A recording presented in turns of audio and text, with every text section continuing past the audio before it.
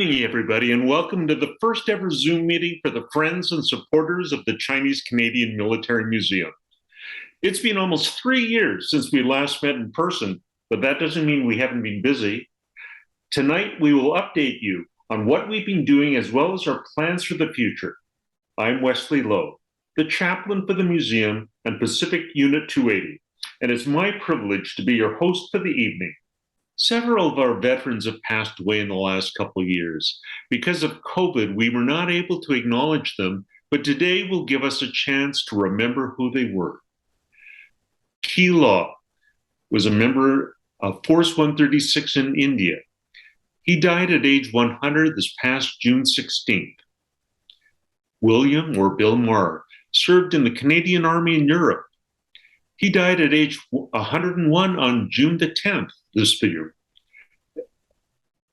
At the time of his passing, he was the oldest living World War II veteran in our organization.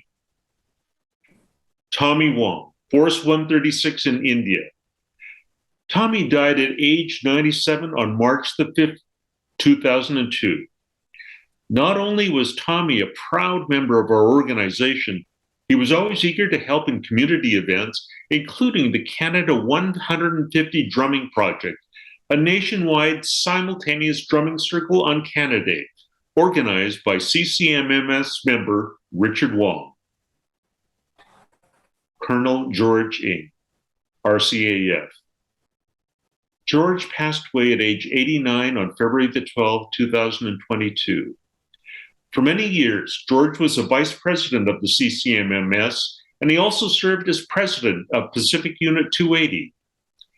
His late wife, CCMMS member Dr. Rosalind Ng, was a Métis woman who survived the horrors of residential schools and passed away in 2020. By surviving Canada's racism to become productive contributors to society, George and Roz were living examples of how to triumph over adversity.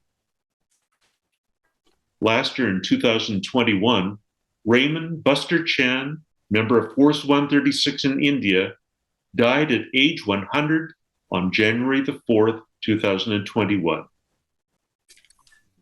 The last person that I'm going to mention now is Colonel Hao Li, who died in Burnaby on March the 11th, 2021 at the age of 88 years. Hao had the unique distinction of being president of Pacific Unit 280 and the founding president and the driving force of the Chinese Canadian Military Museum.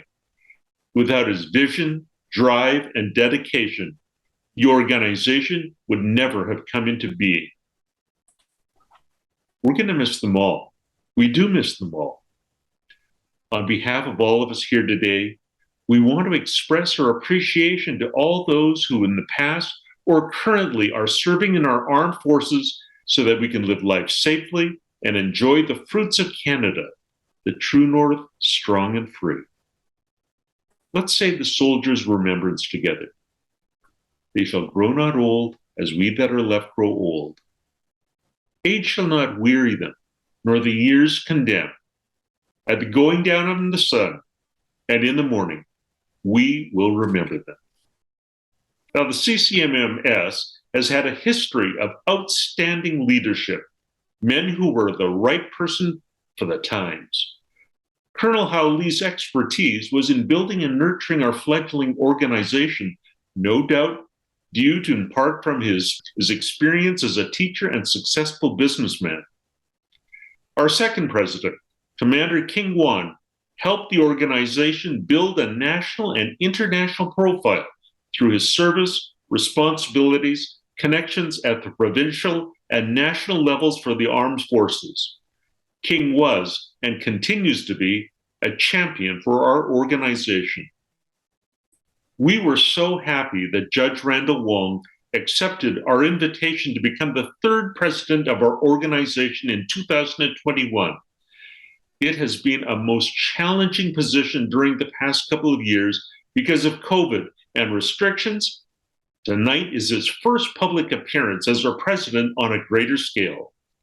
As a brief introduction, Judge Wong and his family helped shape the early history of BC. His wife Bev's grandfather was a railway worker in the 1800s, and Judge Wong's family operated a mainstay of restaurants in Chinatown, the Ovaltine Cafe.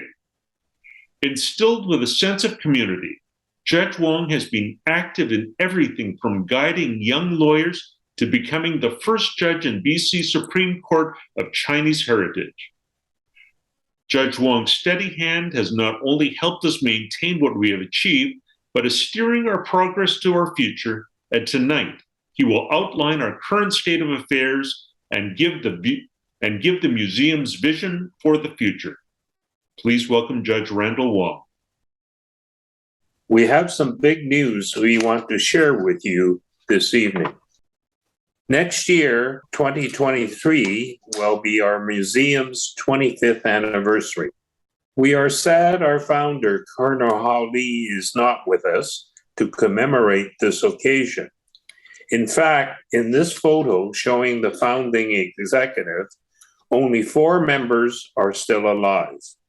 We continue to be the only museum dedicated to the story of Chinese Canadian veterans and the remarkable victories they achieved both on and off the battlefield.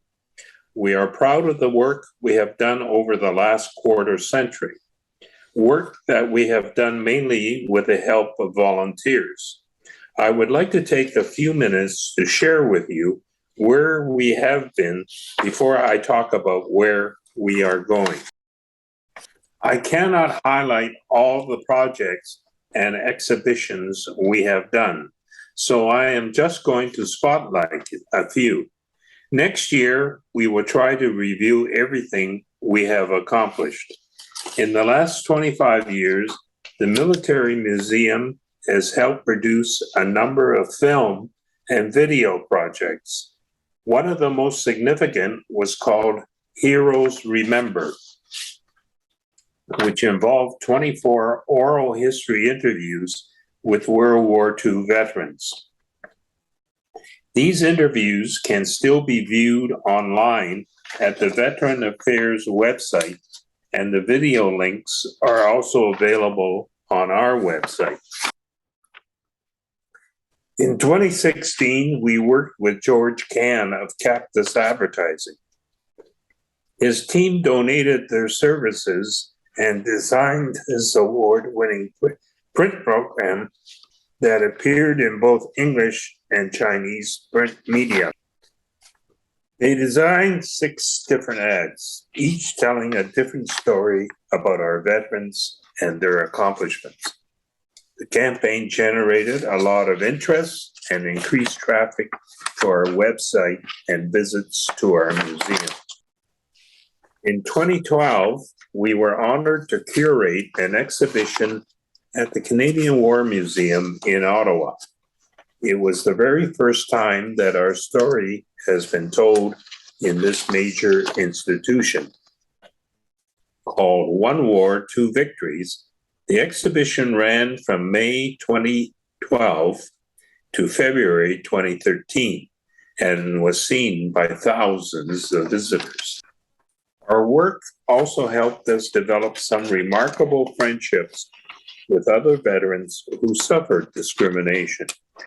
During World War II, the Tuskegee Airmen were the first group of African American aviators to fly in combat for the United States Armed Forces. At the time, the American military was racially segregated, and in many states, Jim Crow laws were still practiced. Our museum director, Don Chapman, introduced us to the Tuskegee Airmen and arranged for our veterans to meet. Several visits ensued, and some events involved Indigenous veterans. All these different veteran groups also gathered to support the rights and freedom marches that were organized by Don Chapman. As many of you know, Don has been a vocal advocate for Lost Canadians, a project that is dear to our hearts and has accomplished much. We have mounted several exhibitions over the years, but one that stands out was the 2016 show called Rumble in the Jungle, the story of Force 136. It was the first time an exhibition in Canada was dedicated to the story of this one particular group of soldiers. The occasion was made more special as we managed to have many of the last surviving members of Force 136 join us here in Vancouver for the opening. Veterans came from as far away as California and Toronto to join in the launch event. And the publicity led to a short documentary that has been viewed almost 45,000 times on YouTube. We were so pleased to share this lesser-known story of the war. Another accomplishment was the creation of the Monty Scholarship Fund. Since 2018, these educational scholarships, available to families of veterans, museum members, and others who share our goals, has been supporting students going into post-secondary studies. We are grateful to the late Monty Lee for leaving our community this incredible legacy gift. This year's recipients are Cameron Leong, Carl Xian Yik, and Roger Grutzmecher. And we support many third-party projects. This November 11th, we are helping to organize the first public screening of the documentary called Finding Fred Lee, produced by our good friend and supporter, Jack Jin. Our museum has been delighted to work with Jack to raise awareness of the life of this World War I soldier. After many years operating on the second floor of the Chinese Cultural Center, we are now exploring another possible site for relocation. Next summer, the Chinese Canadian Museum of British Columbia will open their new permanent facility. They will be located in the famous Wing Sang building, the oldest building in Chinatown, and that museum will be dedicated to sharing Chinese Canadian history. It is a perfect place for us to continue telling the story of our veterans, and it will be good to be part of something bigger with more resources, although we will always be a separate museum society. The move will not happen next year, but we wanted our friends to be aware that this is in the exploratory stages. We have signed a memorandum of understanding, and we will need your support in the days ahead as we look to ensure our part of the museum honors our veterans with the best design. Speaking of the new Chinese Canadian Museum, when they hope to open their doors on July the 1st, 2023, they will launch with a special major exhibition that our museum spearheaded. It will be the biggest exhibition in our museum's history, will commemorate the 100th anniversary of the 1923 Chinese Exclusion Act. To tell you more about this milestone exhibition is Catherine Clement. Yeah, and let me just tell you a little bit more about Catherine right now. Catherine, when she joined our organization, she was an expert in communications and PR. But the work she's done with us has been remarkable. It's been gathering internationally acclaimed and accolades, including the prestigious Lieutenant Governor's Medal for Historical Writing in 2021, Chinatown Through a Wide Lens, The Hidden Photographs of Yu Chow, a book that was born out of an exhibit she produced for the CCMMS. Tonight, she's going to be telling about her current project, The Paper Trail. Catherine has spent an incredible amount of time speaking with and listening to our vets. As she dug into the backgrounds, she discovered documents that were part of the darkest era of Chinese Canadian history, the Chinese Exclusion Act from 1923 to 1947. She feels compelled that this history must be shared with the broader Canadian community And this is the inspiration for the paper trail. Everybody, may I present Catherine Clement. So I'm really excited tonight to tell you about a very important project that will be unveiled next year. And the entire project itself is called the Paper Trail to the 1923 Chinese Exclusion Act. Now, if there ever was a point in our community's history that was a watershed year that is part of our community's origin story in Canada, it is the 1923 Chinese Exclusion Act, which actually lasted for almost a quarter century. It profoundly shaped our community and everything that followed afterwards. And this is a project which will tell the story of what really happened during those 25 years that the Exclusion Act was the law of the land. But first, I'd like to tell you a little bit about the backstory and how I came to understand this. I'm Chinese Canadian, half Chinese Canadian, but I really didn't have an appreciation for how significant that this particular event was, that this was our darkest hour and our most despairing period in Canada. And it all started when I was interviewing World War II veterans. And sometimes they were still alive. Sometimes I was interviewing their families and they would tell me about where they were born, and it was always in Canada. And they would pull out these little beige cards, and it would often have their photo on it as a young child. And it was called a CI-45. And I noticed that a lot of them were dated 1924. A few were dated 1923. And mainly I was attracted to them because of this photo of the veteran, now a very old man that I'm talking to, that that is shown on this little card.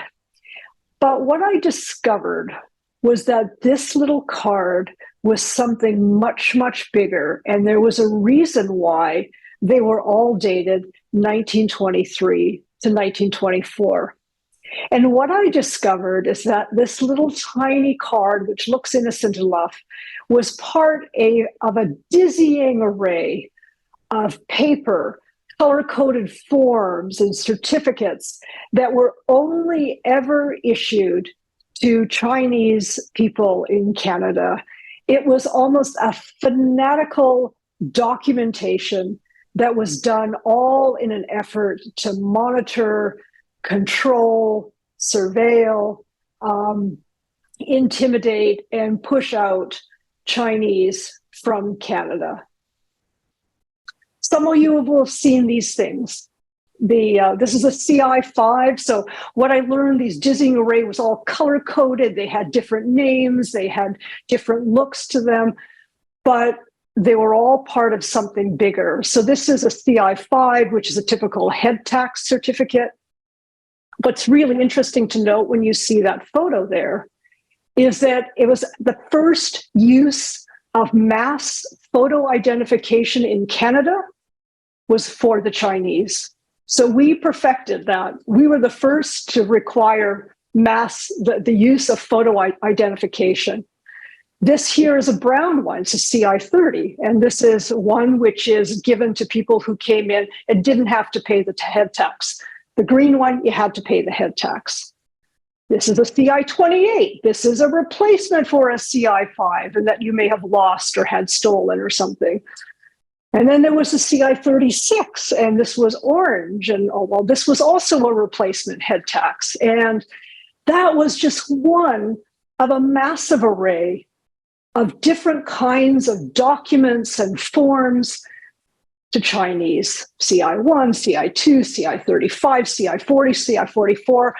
I had no idea what all of these things meant, but I knew that there was something remarkable about it. And then I heard from somebody who had been working at Library and Archives Canada a long time ago, who made the statement that no other individual or group of individuals was ever as heavily documented as was the Chinese in Canada. And so I've seen all these things, and these were entry documents. And then in some of my work, I started coming across headlines like this. This is 1922. And this says it so clearly.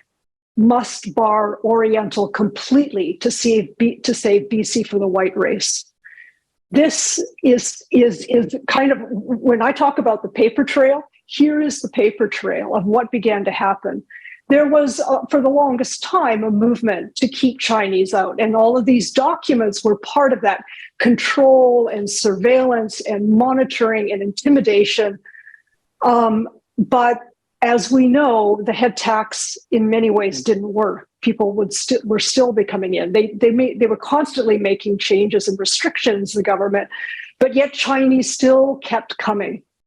And so November 11th, so coming up soon, actually Remembrance Day, 1922, was the day this headline came out. And this was the start of the beginning of the Exclusion Act. So 1923 is a watershed year for the Chinese Canadian community. This is a period of time which has been mostly forgotten. And yet it is the darkest and most despairing period of our history. And it is part of our community's origin story in this country. And we forget about it. When we forget about it, we don't pay tribute to those who went before us and lived through this dark time. Now, the Exclusion Act comes in, and the government picks July 1st, Canada's birthday, to make it effective. Talk about wanting to make a claim, wanting to say something, and the symbolism of that. July 1st, 1923. And the exclusion, it's actually called technically the 1923 Chinese Immigration Act. There were several immigration acts, each one kind of built upon the other or modified the other. But technically that's the name, but it's more widely known as the Chinese Exclusion Act. And one of the things we know about it is exclusion. It made it all but impossible for people to continue to come in to Canada. So that was the first part of it. But what is less well known is this other part, which was this mass mandatory registration of every single Chinese person in Canada, whether you were foreign born or you were born here. And people had 1 year. So July 1st, 1923, it comes in. People have until July 30th, 1924 to be registered. If not, they face imprisonment, they face fines, they face deportation. This is an actual copy of the poster that went across Canada. And what's interesting is that sometimes people in these are all different cities, sometimes people are actually going to an local immigration office. Sometimes they have to go into the RCMP office to register. And what's really interesting, and what I discovered and did not know before this, it's the registration that our community fears and hates the most. These are some of the headlines. Chinese bitter on regulations. Chinese going to call July 1st Humiliation Day. In fact, what we learned through these longer articles is that this put the fear of God into them. There was, I think, for a lot of people, the trauma of the original entry and interrogation they would have gone through. For others who were paper sons or paper daughters, there was the fear of being found out. For others who came early, it was like, do I remember everything? Do I remember every place I worked? Because they would be submitted to a barrage of questions. That was part of the registration was. So people were fearful. What if I don't remember everything correctly? And then, of course, there were those who came in under a merchant certificate, supposedly a businessman, whose business had failed.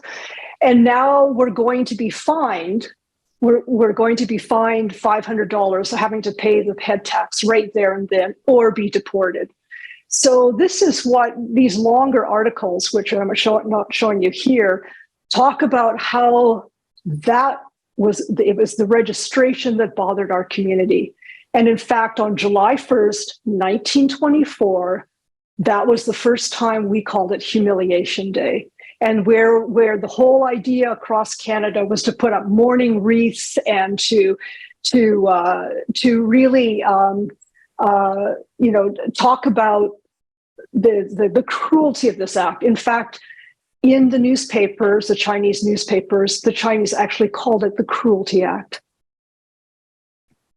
So suddenly, I started to be aware of something. When I used to look at these documents, these head tax documents I'd find in people's archives, I would always notice on the back this rectangular stamp with a number on it. And for the first time, I began to realize this is the stamp people got once they registered. It says they complied with Section 18 of the Act, and they were assigned a serial number. And later on, I'll tell you a little bit about the magic of those serial numbers, because they've been hidden away for the longest time. It also made sense, this one then that came in, which is this fellow. He came in on a CI 30, so he was exempt merchant class. And yet the back of his very well-worn CI 30 is this note, which you can barely read, but it's typewritten, and all it says is that we feel he didn't live up to the expectations of someone who came in as a merchant, and therefore he's been fined $500. So this poor guy, you can imagine the fear and trembling he had when he went into that office to register. And suddenly this made sense. This is the CI 45, which was made as a result of the Exclusion Act. And it's magical for these words. This is a Canadian-born child. And yet, here he is with an immigration card, and with the bottom of that card reading, "This certificate does not establish legal status in Canada." This is a young man who actually died in World War II. He was killed in a bomber over Europe. And he's part of the H.Y. Louis family. But yet he had this card. And interestingly, it was this card that in many ways galvanized a generation of young men and women to fight for Canada because of the symbolism that this has, which is transferring exclusion onto a new generation of people who were born here. So these fragile pieces of paper are the surviving documentary witnesses to this dark period in Canadian history. Thousands of these were issued, but most of them have been lost or destroyed or thrown out over the years. So actually very few of these documents survive, and yet they are everything. They are, as I said, these witnesses to a very dark period, not just in Chinese Canadian history, but in Canadian history. This law was unprecedented. It was never before or since that it has existed. And this brings us to the paper trail, to the 1923 Exclusion Act. It's this paper that takes us through this journey back in time to tell the story of what happened to our community. I'll just go through a few things. Basically, what we want to do is commemorate this 100th anniversary. This is a once-in-a-century opportunity for us to remember this period of time, and which has been largely forgotten, even amongst our own community. And I have witnessed that firsthand from all the hundreds of conversations I've had with people across the country. We want to build awareness of this period in Canadian history amongst our own community and other Canadians. And just as important to me personally is to pay tribute to those who lived through this dark period. And just like some of you will know the Yu Cho Chow project, which was something that took me 10 years to do, finding the photos of that photographer, one photo at a time, one family at a time, one story at a time.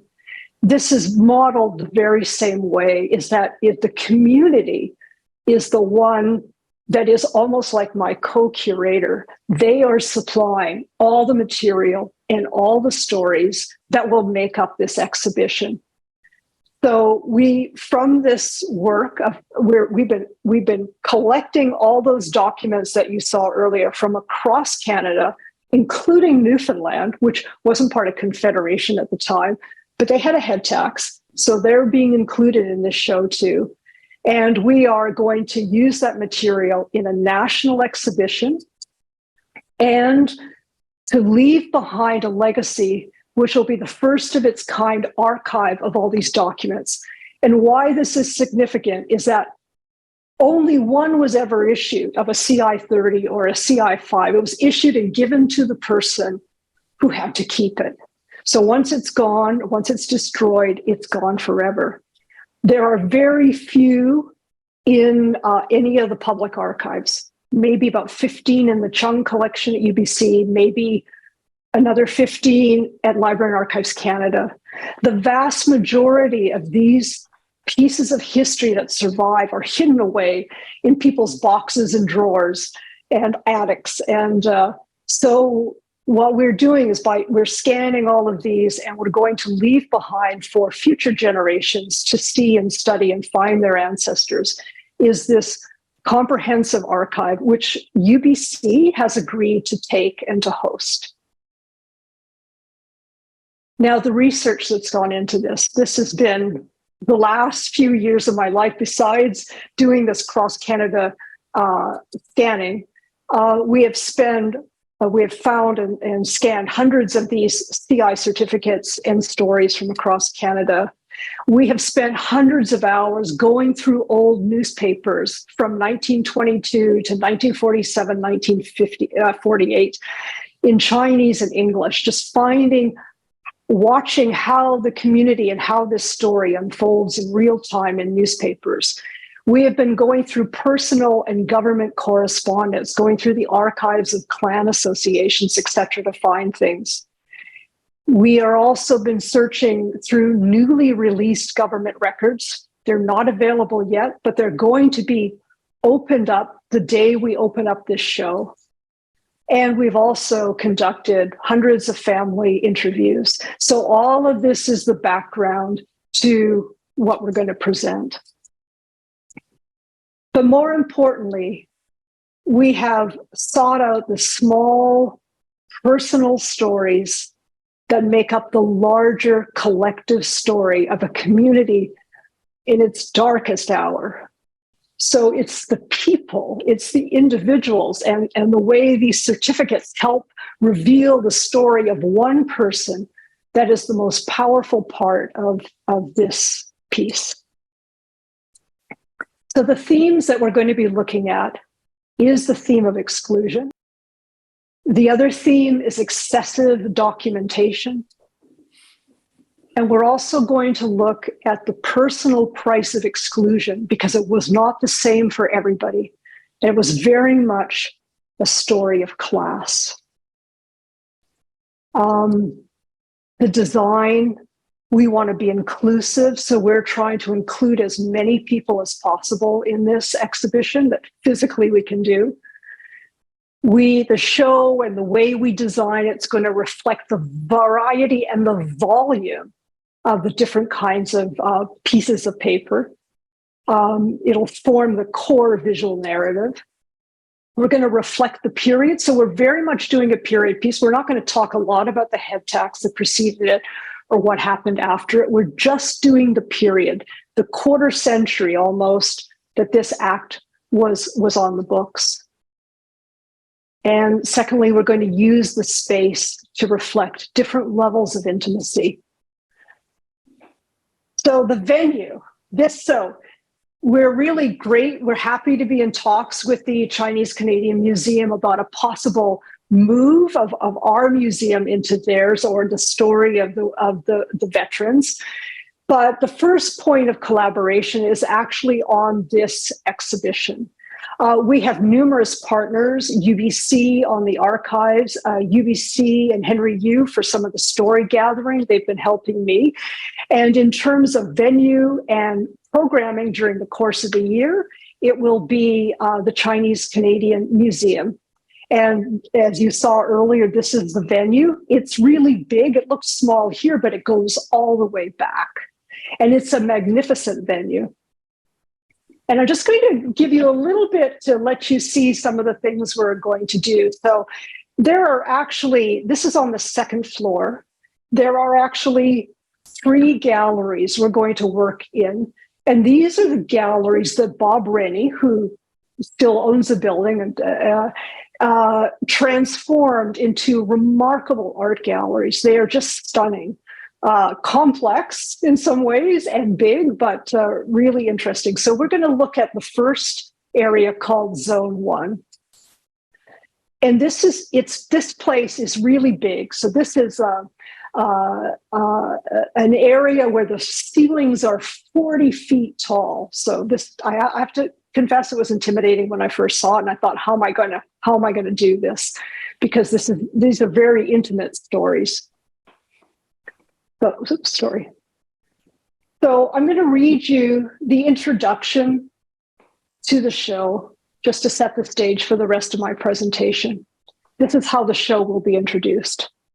In the annals of Canadian migration history, the Chinese hold a unique distinction. 2 experiences separate them from all other early migrant communities: exclusion and excessive documentation. Oceans of ink, reams of paper, and armies of bureaucrats were once devoted to the surveillance and control of Chinese in Canada. An ever-expanding and dizzying array of Chinese immigration forms and color-coded and numbered certificates, all referred to as CIs, were created in an effort to monitor, contain, discourage, push out, and ultimately exclude this one particular community. This fanatical documentation reached its apex with the passing of the federal 1923 Chinese Immigration Act, known as the Chinese Exclusion Act. The unprecedented and draconian law would lock the Chinese community in a vice grip of repression and isolation for almost a quarter century. This is the story of the Chinese community's darkest and, for some, most despairing period in Canada. It is told through the voluminous paper trail it left behind. This is one of our venues, one of our first galleries. You can see it's enormous. This gives you a sense of size. So that's about 8 feet tall, that piece there. But this is where we're going to tell the big story for the community, the larger story of the act itself. And one of the ways we want to include as many people who submitted certificates from across Canada as possible is we're going to be creating these lanterns. These Chinese lanterns are about 8 feet tall. They're 4-sided, and we will have a whole floor where people will be able to walk through and find their relative in this. It's an enormous undertaking to order them all by date, but this is where we allow the people to see, and it underscores the idea of just the extent of documentation. Off to the side, we will have some text panels, which is pretty common. We're going to be showing some incredible artifacts that have hardly ever been seen before. This is tiny, it looks big here, a tiny little booklet that was printed by Ho Sam Hing printers on Pender Street in Vancouver. And they translated the whole Exclusion Act. And because the government wasn't doing that, so they did it and then gave it out to people. So this is the only one I've ever seen. So I don't know if there's another one in existence, but it will be on display. So there'll be more there, but I'm conscious of time, so I want to keep going. Zone 3 is where we take it down to the more intimate personal stories of people and how this act played out. And this is a room with 20-foot ceilings, so it's still pretty challenging. And here is where we actually look much more at the period too itself. Now, this will look enormously repetitious. These are the CI-45s. It's a huge wall of CI-45s, each one different, each one of a different person. But the repetition in the design is purposeful because it's designed to underscore, again, that volume. And yet each one is a unique individual. Here's one blown up. This is someone from New Glasgow, Nova Scotia, that came in. So we will talk about the CI-45 because it was created as a result of the Exclusion Act. If any of you have these in your archive, please do not throw them out. We will also be highlighting our World War II veterans through this. As I said, it was this card that often galvanized many of them to want to serve. We will, I'm going to have to go a little faster here because I'm just aware of time. We're going to look at the concept of time. This is, I'm going to have to go through this faster, but this is a poem that was printed in the newspaper in June 29th, 1933, so 10 years after. And I just love the opening. It says, on July 1st, 1923, the Canadian government enacted the Chinese Immigration Act with 43 cruel sections. This is their wording. Seemingly a lifetime and seemingly in no time, we are now into the 10th year. And it goes on, and this will be in the show. But I think it's the idea we're trying to underscore here is that nobody knew if this would ever end. It was, for all they knew, it would go on forever. So in this section, we'll be having a movie theater. We're doing a lot of interviews with different people to talk about their families' experiences. So we'll have that. This is some other aspects of the design. This is the famous, where the Chinese men would read the newspapers on a board because they couldn't afford to buy one. So we'll be recreating that. And this will be actually a reading board. So we want to recreate that same experience again. And we will be highlighting different people through what you see there on the wall, as well as we're going to be recreating the idea of government offices, the places of documentation where things happened. And we'll be using devices such as these, again, a little bit more old school, but the idea of being able to open up a drawer and find a story of somebody. So that kind of more exploratory way of experiencing it, and in the kind of documentation that was used. The last section is the bachelors, and I just want to talk about this section for a moment. This is a really tiny little section that's an alleyway, but in some ways, this little section means the most to me personally. It's this that actually persuaded me to do this show. And that's because as part of this research, in 1924, just before the deadline for the registration is coming up, we start to see a lot of mentions of suicides. So one after another, this guy, he died of strangulation. The other one, he was found in the water. This is another guy, again, March 22nd, 1923, took his life, tired of life. But these start happening all around the time that the whole force of the Exclusion Act is about to come down. And that's one way that people reacted to this, especially men who were laborers. The other are, we found these letters of people pleading for money to buy a ticket home. And this is from the Wong Association, a letter that a guy wrote asking for money, like charity. I grew up in a poor family and from an early age had to migrate overseas to make a living. I endured and survived the vicissitudes of life, but now I'm almost 70 years old, still struggling in places where I don't belong. What a great line. Still trying to find some work. My health is deteriorating, my hands tremble, my steps are slow, and no one will hire me. I want to buy a ship ticket and go back to my homeland, but my pocket is empty. Many brothers and clan fellows advised me to return to China. And this is a great line, so that I would not die as a ghost in a foreign land. And we have to remember that these guys, the bachelors, the laborers, the seasonal workers, the ones that were still living in rooming houses, were the ones that were disproportionately affected by the Exclusion Act. Here's one that we found in a newspaper. This is now 1923. So the Exclusion Act has come in, but the registration's still not over with yet. And we find all these goodbye notices. And here's one that we reprinted. I've been a migrant in BC for more than 40 years, stranded, unfulfilled, homesick, and yet penniless.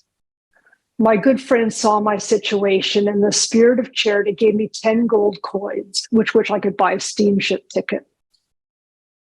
Now I can return to my country. I feel ashamed I cannot give you anything in return, but please let me write these words to say thank you. So that was December 28th, 1923. And there's a bunch of them that happen around this time where these men feel they want to return. And you can sense this despair in them, like this caused them to give up. And this is the space that we're going to be putting these stories into. So you see, it's very narrow, very confined, almost like the lives these men led, the places where they lived, which were tiny.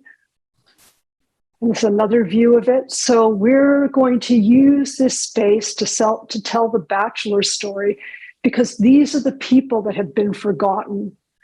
Even those who have memories of bachelors, most of them can't even remember what their name was. And so we have found some of these men. We have found them in newspaper stories, just tiny little stories of something that happened to them, or through the memories of people we've interviewed. And these are memories of children. But we want to pay tribute to those who paid the greatest price for this act. So we're also doing a film called Bachelor Memories. So we've been asking people to tell us things that they remember of these men. Often they only called them uncle. That's all they know about them. And I want to leave you with this fellow here. This is a fellow whose records we found. He was in Essendale Insane Asylum. He was one of over 60 people who were in Essendale. And he had been there. This is 1924 now for the registration. This is his registration photo. He had been there since 1891. And these were the men that broke, who just, for whatever, could not keep going.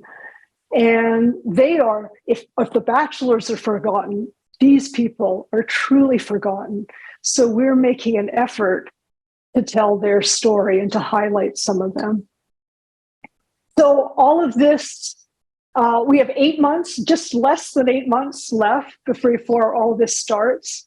We're opening on July 1st, 2023, again, symbolically to mark 100 years since this act has come in. And we're opening with the National Exhibition, which will be at the Chinese Canadian Museum on for a year. We're opening also with the CI Certificate Archive, the one I've been telling you about. All these ones we've been collecting across Canada. UBC will flick on the switch on that. We're also, and I'm really, really proud of this, we are also have gotten Library and Archives Canada to open up all the registration forms that were done on people in for the Exclusion Act.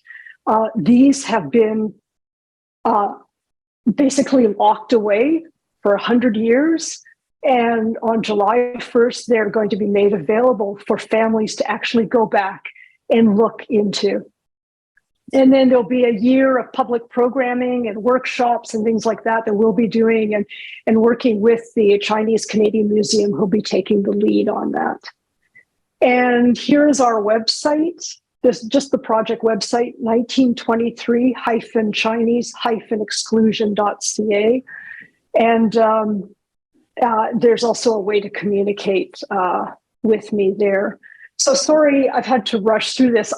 I wanted to give you a little bit of this and why this is important to our community and the significance of this once in a century opportunity for us to thank those who came before us.